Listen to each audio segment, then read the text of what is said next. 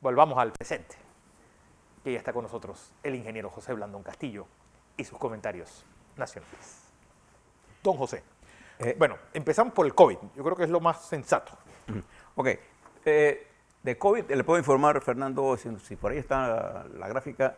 Ayer nos mandaron, ahí está, 3.523 nuevos casos con 16.091 pruebas realizadas. La positividad se incrementó a 21.9. Recuerda que ayer teníamos 20. Subimos 1.9%. Tenemos la positividad alta. Los pacientes en UCI se mantienen en 33. Hospitalizaciones en sala en 263. Fallecieron 3.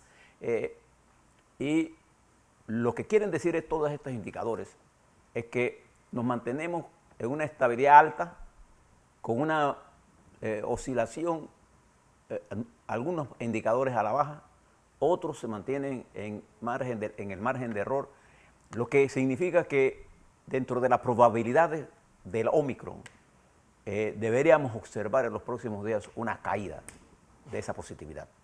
Sí. Estamos en la cima, en la cresta superior, aplanándose la curva y con una indicación matemática que podríamos ir hacia abajo, de mantener nosotros los cuidados necesarios. Eso es lo que quiere decir el COVID.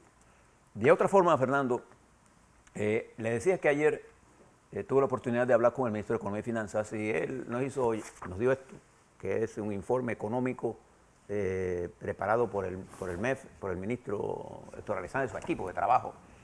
También nos expresó aquí en este documento, aquí está, el cálculo del crecimiento del 2022 en el primer trimestre y les voy a hablar en los próximos días del impacto del precio del combustible en la economía. Pero quisiera detenerme hoy, Fernando, una cosa que es importante.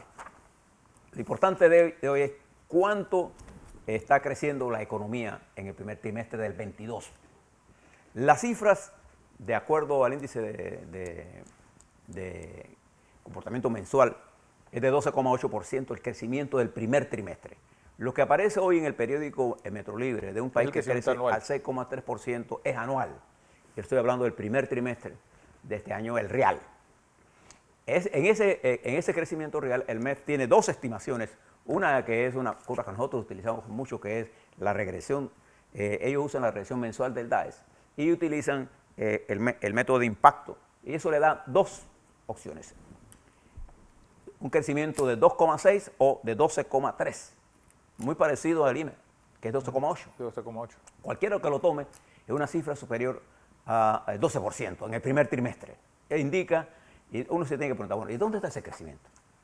Entonces aquí les voy a dar unos indicadores, Fernando, importantes. En ingresos, por ejemplo, ¿qué está pasando en los ingresos corrientes del gobierno central? Fíjense que hasta abril del año 2022 se cumplió con la programación de ingresos corrientes del gobierno central. En enero, abril del 22, la recaudación superó en 49 millones, voy a dárselo entero, o sea, un 2,3% de lo programado, sí, el presupuesto versus lo programado del 22. Pero si lo compara con el real del 21, en los primeros 3 meses, el presupuesto se incrementó el ingreso en 26,1, es decir, 453 millones de recaudación corriente más en el primer trimestre del 22. ¿Qué nos está indicando eso? Que la economía, y recuerde que nosotros pasamos del 20 cayendo vertiginosamente, nos levantamos. Sí, la pregunta es, y no sé si el doctor Alexander te contestó, es decir, ya volvimos a los niveles de 2019. Todo depende de cómo terminó el 22. Porque hay países que lo lograron en el 21 y ya lo... Sí, nosotros estamos cerquita de eso y quizás lo vamos a superar, sin duda. Porque ya, por ejemplo, nosotros en términos de aporte directo a inversiones, estamos dando con ahorro 30%. Claro. Okay. Eso fue hace pocos países. Pero fíjate esta estadística. La evolución de algunos, cuando usted ve el ITBM, creció en 47,5%. ¿Qué le está indicando a usted? Que hay consumo. Que hay consumo. Que se ha incrementado la demanda. Eso es importante tenerlo. Usted le pegó exactamente donde es. Venta de autos nuevos, 17,7%. Estoy hablando del primer trimestre. Pero también que los bancos están llenos de dinero. Es decir, hay mucho dinero por prestar. El consumo de electricidad del primer trimestre, que es un indicador de cómo va la economía, 7,2%. Aumento.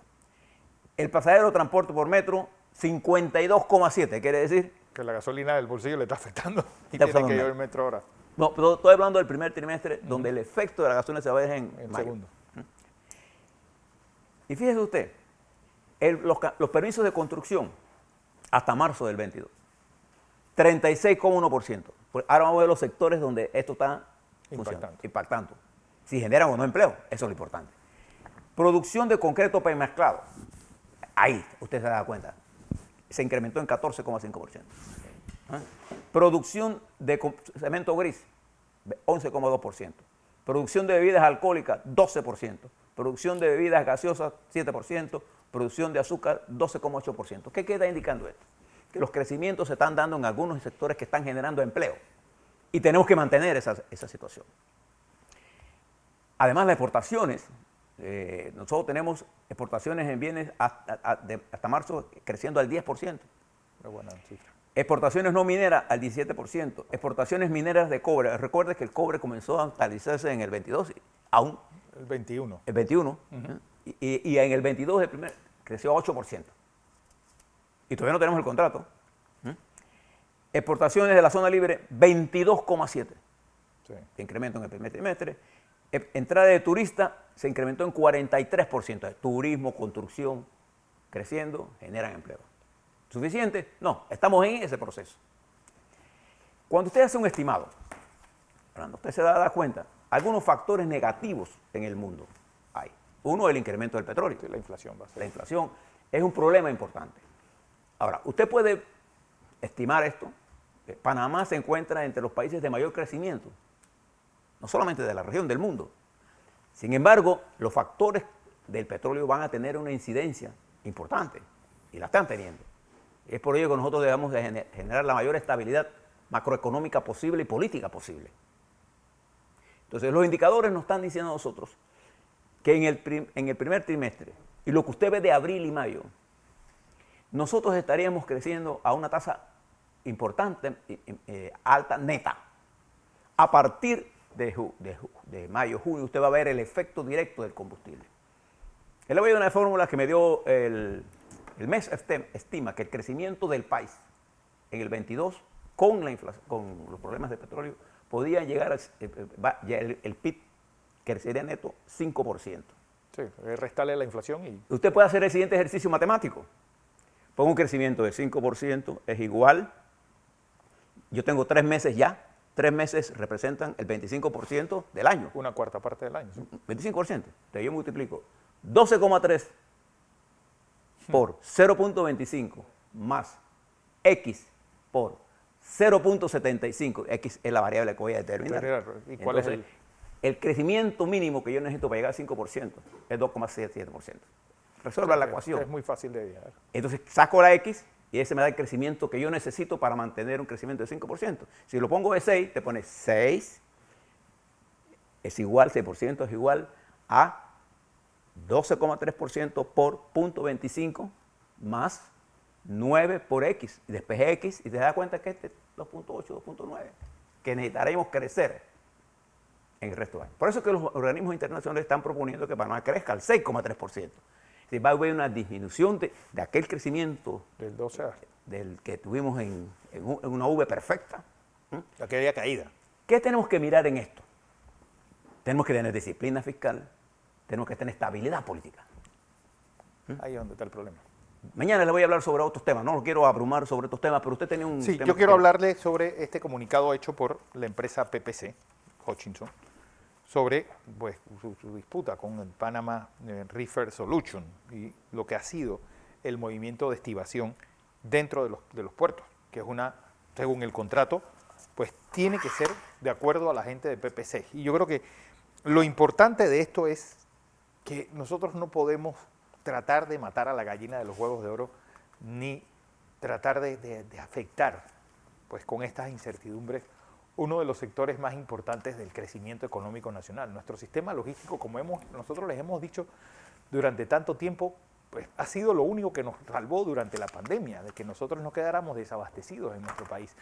Ese crecimiento, y este es el comunicado que han visto, pues este tipo de disputas lo único que va a generar es más incertidumbre, que no la necesitamos, y no la necesitamos en medio de un sector tan estratégico como lo es el sector portuario panameño. Así que esperemos que las autoridades tomen cartas en el asunto, que esto, de que por un lado, una empresa pues, que dice ser la que quiere manejar la activación dentro de unos puertos que la ley permite, o la ley dice que son exclusivos de Panama Ports Company, yo creo que lo único que está haciendo es mandando un mensaje equivocado, donde pareciera que aquí la ley de la selva es la que cunde, la que manda, y eso no puede ser así. Déjeme ponerle eso en otro contexto también. Ayer, el partido RM se reunió con el Partido Popular y el Partido Alianza. Ajá. Prematuro todavía para hablar de alianzas políticas, sí, porque todavía no estamos en ese periodo electoral, pero importante políticamente, que los partidos conversen, así como lo hizo el Partido Panameñista. ¿Se acuerdan de aquella convención donde hablaron con otros partidos, Cambio Democrático, Alianza? Los partidos tienen que conversar, así lo tiene que hacer el PRD, conversar con los partidos, porque eso manda el primer mensaje político de buscar, cuando se sientan los partidos a conversar, se rompen esquemas preconcebidos. Y siempre de cualquier discusión nadie sale igual. Nadie sale igual. Este no es el momento. Ahí pudieron hablar de todo lo que sea. Pero no hay forma de decir quién se va a aliar con quién, porque este es un proceso que apenas inicia y comienza con la parte. En el caso de la economía, que es donde nosotros tenemos que mirar esto con mucho cuidado. Nosotros tenemos que ser cuidadosos en el análisis de los factores económicos del país. ¿Por qué? Porque nosotros necesitamos que el gobierno de la administración del presidente Cortizo lleve toda la economía a su mejor estado. Claro. Para que en la transición del 24, el gobierno que siga, sea el gobierno que liderice el PRD, el panameñismo, Cambio Democrático, RM, el que sea, tenga condiciones materiales para mantener el crecimiento. Por eso es importante mantener la estabilidad de nuestro sistema logístico que nos ha tomado años construir. Años hacer, ¿eh? Por ejemplo, fíjese, zona libre, cómo ha crecido. ¿Sí? Y todo lo que está pasando en nuestra América va a necesitar de esta estructura que estamos creando nosotros, portuaria, fíjese el canal, cómo se ha comportado, pero la nueva realidad geopolítica hace, por ejemplo, que en el caso del canal, los buques que venían con gas natural, en vez de ir hacia Asia, se están desviando hacia Europa. Como consecuencia, no pasan por el canal de Panamá. Y hemos perdido ya 90 millones. Nosotros tenemos un sistema logístico que tenemos que cuidar. Tenemos un sistema. Cuando yo hablo del sistema logístico, no me refiero a los puertos, me refiero al canal, puerto, ferrocarril, carretera,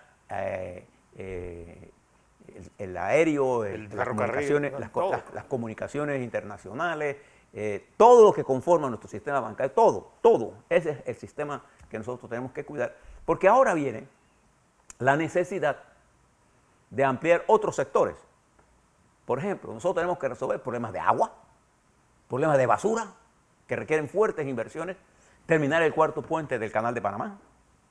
Necesitamos, en términos generales, tener una clara concepción. Y por eso el tema fundamental que usted, los políticos, deben estar discutiendo es el tema económico y coyuntural y el tema estratégico económico, de suerte y manera tal que cuando lleguemos al 23, los partidos, todos los dirigentes de todos los partidos, tengan una comprensión y le hagan las ofertas necesarias al país para buscar la Si no, vas a tener el desastre de Colombia. Ahí está.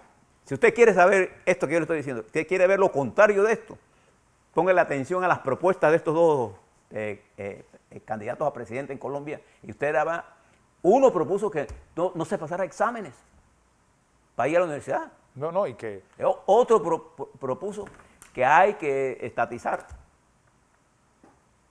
O sea, cuando usted habla de todas estas cosas, lo de Petro, por ejemplo, de unir Barranquilla con Buenaventura por un tren que vaya sobre toda la selva. Es decir, un sistema logístico hecho para pelear contra nosotros. Eso fue lo absurdo, pero miren lo que están pensando los colombianos. Y lo que dice el presidente AMLO, de construir un canal seco. El canal en el istmo de Tehuantepec. Ahí pusimos un video antes para construir un pasito de paso elevado, un puente...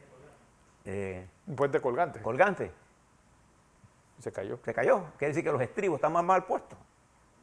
Entonces, cuando uno mira estas cosas, por eso nosotros hacemos un gran esfuerzo en conseguir las cifras y dárselas a usted. Mañana le quiero hablar más sobre la economía. Y mañana le vamos a seguir hablando, Fernando y yo, sobre el efecto del petróleo. Es a corto plazo, qué debemos hacer, cómo debemos entender esto. Porque los subsidios al consumo, coja el gas de cocina, el abuso que se produce, cuando usted subsidia el consumo, ¿usted qué está haciendo? Está llevando a la conciencia de la gente un consumo ilimitado en un momento de inflación. ¿Qué le parece eso? ¿Sabe? Todas esas cosas las tenemos que mirar, todos los subsidios. ¿Cómo al consumo? Enfriar la economía. Exactamente. Entonces nosotros lo que tenemos es que invertir en educación, en salud, invertir en transporte. Infraestructura. Y la salud incluye la recolección de la basura, el agua, incluye el bienestar, incluye servicios eléctricos a bajas tarifas. Yo le puedo decir a ustedes, por ejemplo, que el gas natural, ¿usted lo ve por dónde está? El precio. Bien, el gas natural que está moviendo las plantas de Colón y la que va a mover la próxima planta que estamos construyendo, ese gas natural está negociado hace tiempo a precios inferiores a lo que está actualmente. Que es gas natural, no gas licuado. Sí, gas natural. Sí, gas natural. Entonces, esto es lo que nosotros tenemos que mirar con detenimiento y actuar sobre la economía con la prudencia, pero con los pasos firmes en el sentido correcto. En economía más que en ninguna parte, un paso en la dirección correcta vale más que 1000 en la dirección equivocada. Así es.